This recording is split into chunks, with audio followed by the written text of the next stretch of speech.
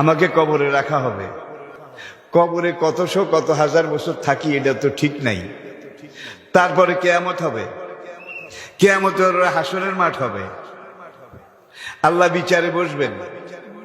সেদিন বিচার হলে বোঝা যাবে আমি কি পাই আর কি না পাই। তাহলে হাসরের বিচারের পরে বোধহয় আপনার পাওয়া না পাওয়া শুরু হবে নাকি? কালা রাসূলুল্লাহ সাল্লাল্লাহু আলাইহি ওয়াসাল্লাম মান মাতা কামাত আলাইহি কিয়ামাতুন। যে লোকটা মরে যায়, রুহটা বের হয়ে যাওয়ার সঙ্গে সঙ্গে তার কিয়ামত শুরু হয়ে যায়।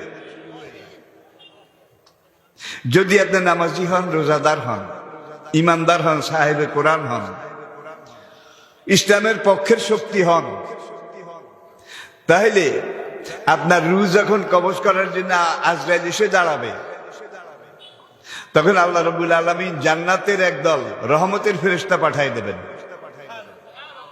হে বেহেশতের ফেরেশতারা, যাও, আমার ওই নামাজি বান্দা, ইমানদার, দিনদার বান্দা, তার বিচার মেয়াদ শেষ।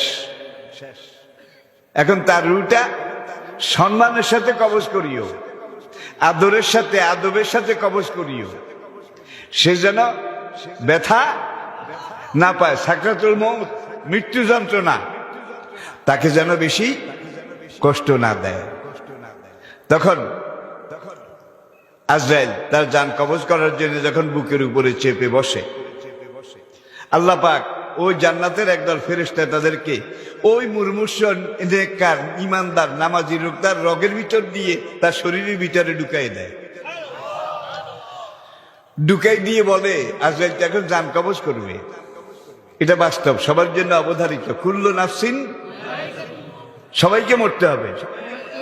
এখন আমার এই নেককার ইমানদার বান্দার রুহটা ধরে, রুহের বোটাটা ধরে আজরাইল যখন টান দেবে রুহটা বের করার জন্যে, তোমরা তার রগে রগে ঢুকে যাও, প্রত্যেকটা পশমের গোড়ায় ঢুকে যাও।